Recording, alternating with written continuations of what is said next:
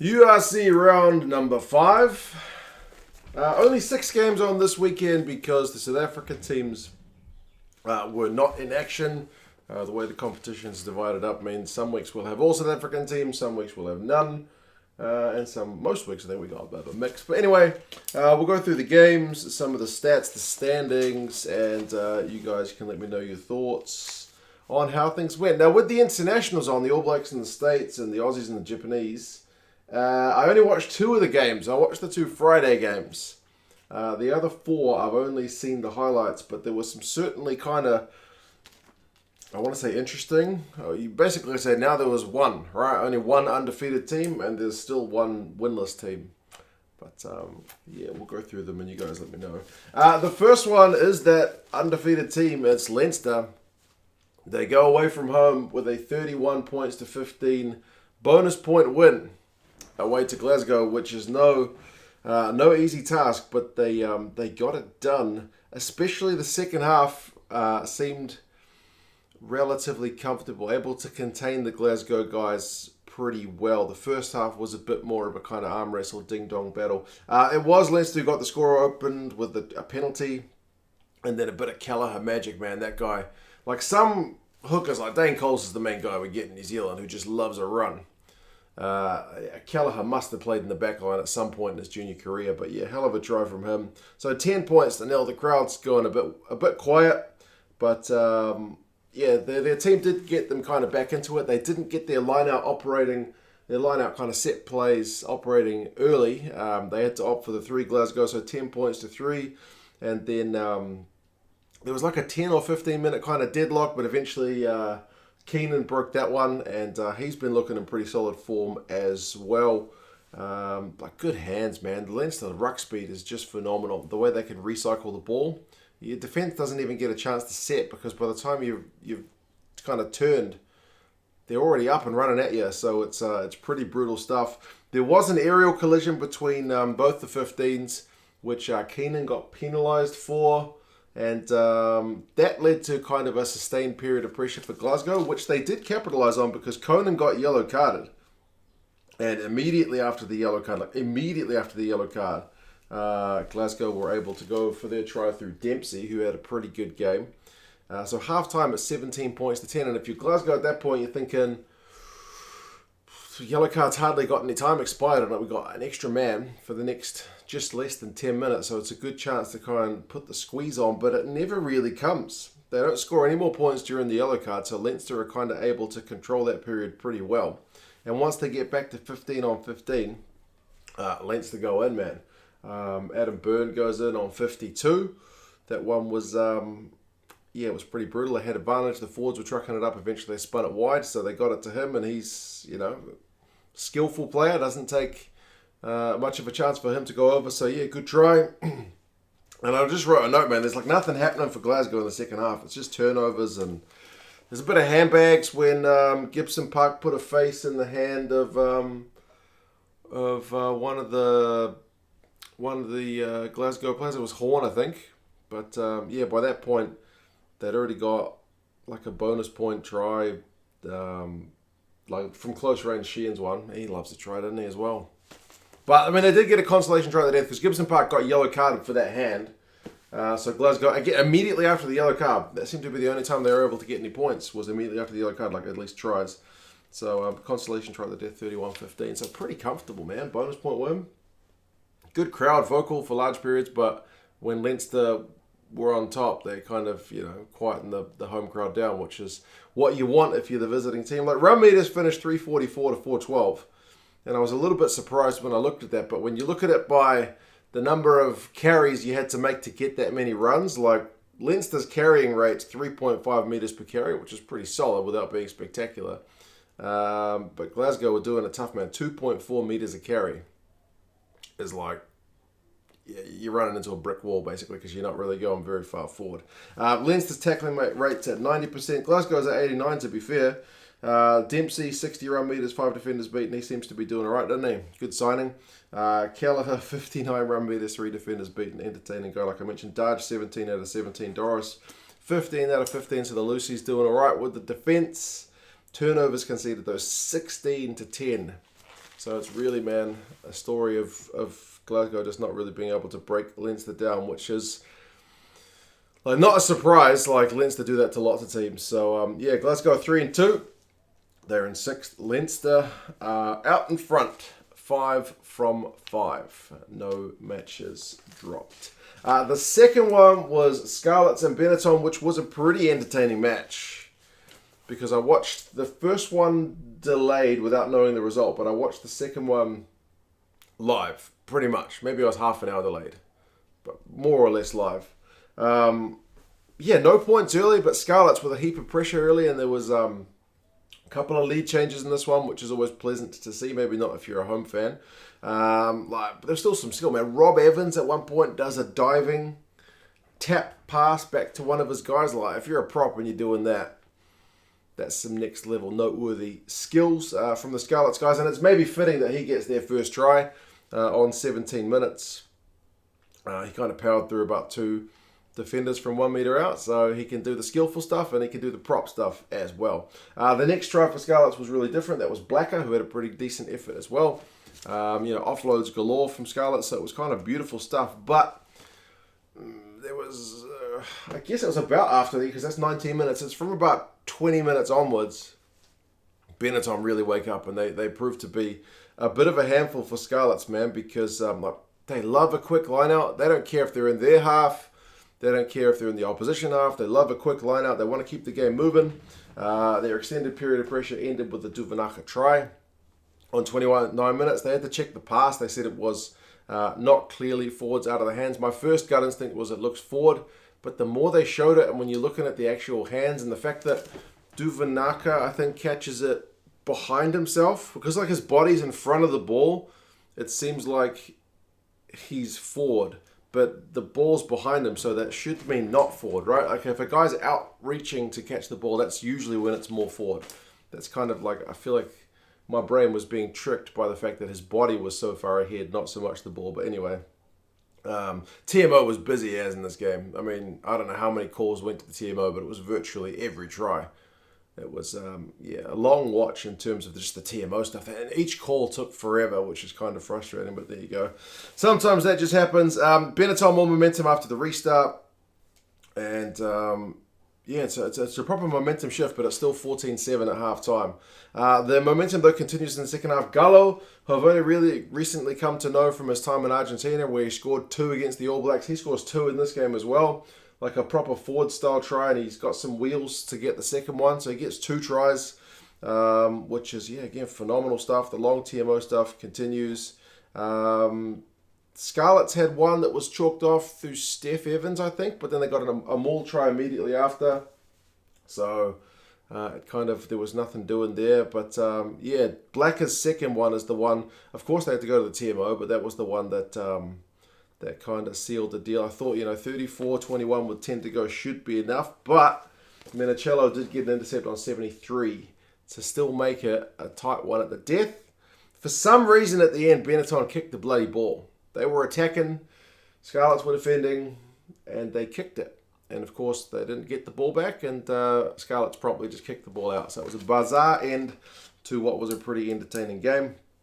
Like, it's actually built on Scarlets' defense, man. Despite kind of some of the offloads and, slick moves, like run meters is 515 to 276 to Benetton. Possession 56 and territory 57 to Benetton. They had some pretty nice numbers. Scarlets make 184 tackles to 94 for Benetton. So despite the well-executed moves, like I say, it's built on defense, which tends to be a good sign, especially after they got a lot of points put on them last week, did Scarlets. So, different kettle of fish, though, playing Benetton at home rather than Leinster away. Shingler, 21 from 21 is a great effort. Blacker, 66 run meters, a clean break, 4 defenders beaten from him. So, both the Benetton wingers had 60-plus run meters and clean breaks. So, exciting team to watch. But I think that's 3 dropped on the bounce for them. So, not happy days. Scarlets are 2-3, so 2 wins from 5 games. They are in 10th. Benetton, same record, but they are in 8th. So there you go. Those are the 2 games I watched live, or at least full. Zebre and Edinburgh.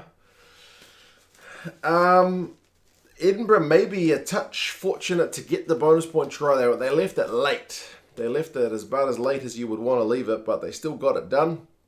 It took them, like, how many minutes? 33 to get a try. So it took them a while to get going. Benetton's defence, they actually got the first try, to be fair. I mean, Edinburgh got the first points.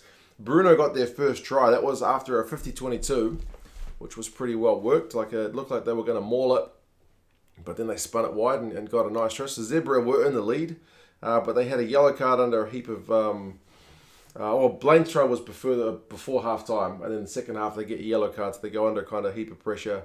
And Edinburgh, I think, score one try right before the yellow card with the maul, and then the second maul after the yellow card goes close, and then they get the next try through Fenter. I think he's got the nice... Is that the one where he dived over the line? Yeah, pretty fun for him, I guess. And then the last one for Velicott at the death is the bonus point one. So, yeah, like I said, left it late. But, man, statistically anyway, it looks like they should have done a lot better, man. 415 is the run meters to 198. Territory is 63-37. Possession 60-40. I mean, Zebre have to make almost double the tackles. Zebre's got more turnovers conceded, but I guess still 4-try bonus point. Not everybody's been getting the 4 tries at Zebre, so take it for sure. It's the result, but maybe just Zebre made you work hard for it. So yeah, eventually Zebra's going to get a win. I'm still waiting for it, but not this week. Immelman has 70 run meters, beats 5 defenders. Giamarioli was the top guy for Zebre, seemingly by a mile. He did feature in some of the highlights. He had the most tackles, the most run meters, so he seems to be a bit of a bright spark on a team at the moment, which is not looking all that flash. They are none from 5 and 16th. Edinburgh are 3 wins, a draw, and a loss, so they are 4th on the log, which is actually not too bad. Now, the next one was a wee bit of an upset, I believe. Connacht against Ulster. Connacht's been having a little bit of a rough time of it. Tough defeat last week, very close away against Munster. Disappointing home defeat the week before against the Dragons. And then they got to play Ulster, who are up until this point undefeated. And they're playing at the Aviva. Something to do with, wanted more ticket sales, is what I can gather. I had a brief Google, but it was bizarre that it was being played at the Aviva. But yeah, man, 36-11. What a win. I wish I had watched this game. They scored some beauties as well, man. Murray the lock, long range, 20-plus meter try. He'll say it was 50 when he tells the story. Proper thing of beauty. Mac Hansen, man, he was on fire as well. Picked the pockets of Billy Burns, a intercept pass that he caught like above his head. He must have played basketball, even though he's not that tall a fella. 14 points to 6, so Connacht are looking pretty good. Ulster's had a couple of penalties. There was a bit of handbags after one of the players kind of got literally picked up for a couple of seconds, and the ref was like, be careful when they put him down. The Ulster guys didn't like it, but then the referee yellow carded one of the Ulster guys, I think it was O'Connor, essentially for for a bit of aggro, basically. So kind of stay out of it, let me handle it kind of thing, rather than you getting involved in the handbag. So, yellow carded, but there was no points during the yellow card. They scored their next try through Porch. That was a wide one through a scrum move. So really, fun tries. If you're a Connacht fan, sometimes you lose, but you play entertaining rugby. But this was one where you get a bit of both. And then the bonus point try one, I think was another intercept, was it? Yeah, there was definitely another intercept. There was 2 intercepts in this game for Connacht. And, Ulster did get a more try, but Hansen had the last say at the death, just running down the blind side. He was on fire. My man Timoney was pretty quiet, unfortunately. I talked him up last week. He didn't have much ball in it. Defensively, solid shift, but didn't get much going forward with the ball. Hansen, on the other hand, 141 run meters, 2 clean breaks, 4 defenders beaten. Not a bad shift at all. Balakoon had a couple of clean breaks on his side, but yeah, it seemed to be mostly Connacht in this one. 7 clean breaks to 2. Knock-ons, 9 by Ulster, 5 by Connacht, so not going Ulster's way, man. Run meters 573 to 276. Penalties conceded is pretty high, 16 by Connacht, 12 by Ulster, so not quite sure what the deal with that was, but man, what a much-needed win for those boys. They're 2-3 in 9th. Ulster are now 4-1 in 2nd. Cardiff and the Dragons. Again, it seems to be like Cardiff are quite happy to win games with their defence, which is maybe not what people told me to expect from Cardiff going into the season. People told me, you know, they score some nice tries. Maybe the 4-pack sometimes a bit small, and they get bullied off the park sometimes, but they'll always be a fun watch. Largely built off defence. Obviously, a red card doesn't help in this game. There was a red card to Lilo, but yeah, Dragons came out of the blocks firing, man. 2 tries. Taylor Davis and Dugia, the big Fijian. First 2 tries for them, so they got a 14-3 lead. They did have it when Lloyd Williams got yellow carded. They scored a try, but really late on, so Cardiff made them work hard for it. It was only towards the end of the yellow card they scored. But yeah, 14-3 is a pretty good lead. And then when Lloyd Williams comes back on, he must have had a point to prove because he gets a try of his own and he gets a try assist. So actually Cardiff go into the sheds with a slight lead. Second half, Cardiff get a penalty try after it had been coming seemingly for a wee bit on 50 minutes. But not long later, Lilo gets red carded for a high tackle. So it's a chance for maybe Dragons to push, but largely I think Cardiff keep the scoreboard ticking over with a couple of penalties. So it's 31-17.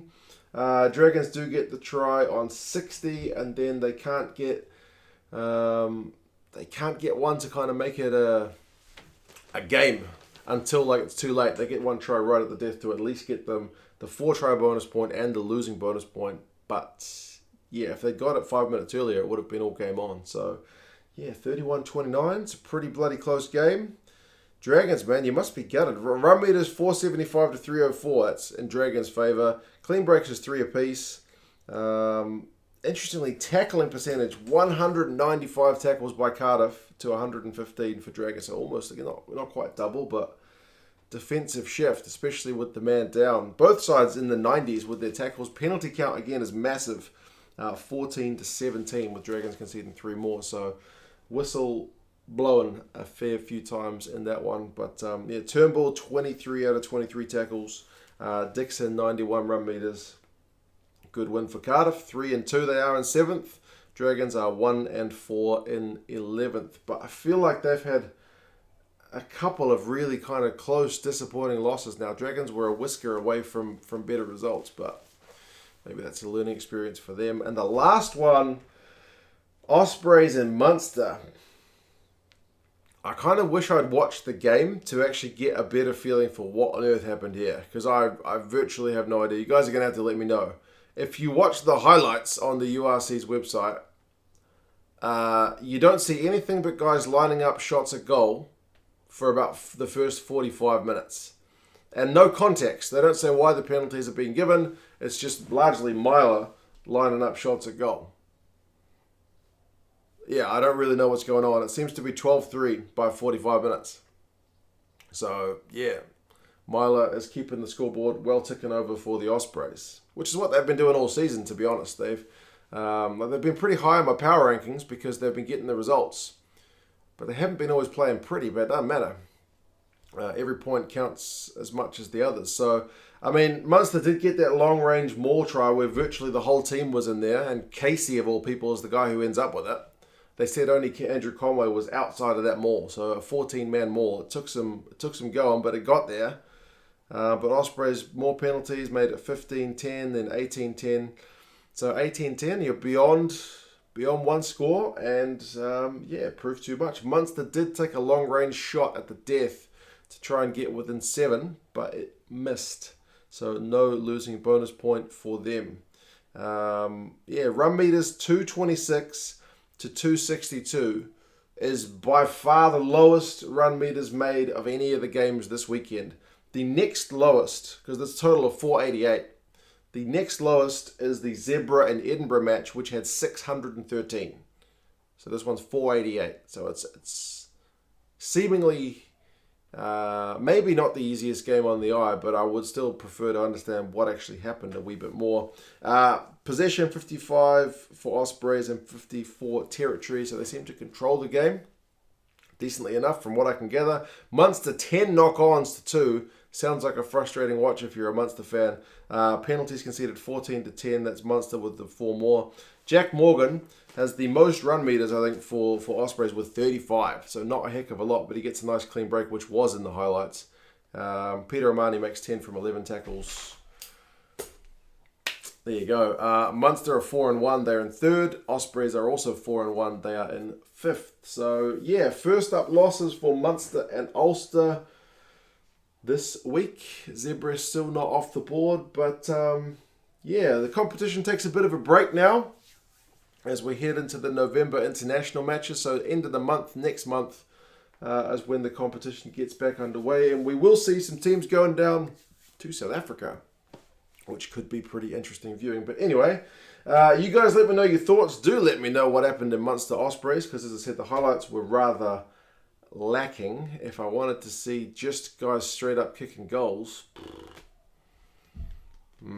Anyway, but yeah, Benetton Scarlets certainly a really fun game to watch. It looks like the game of the round was the Connacht and Ulster one, as long as you're a neutral or a Connacht fan, because there were some absolutely brilliant tries in that one. But yeah, overall, pretty good round, and Leinster still undefeated. You guys have any thoughts? And I'll talk to you again soon. See you later.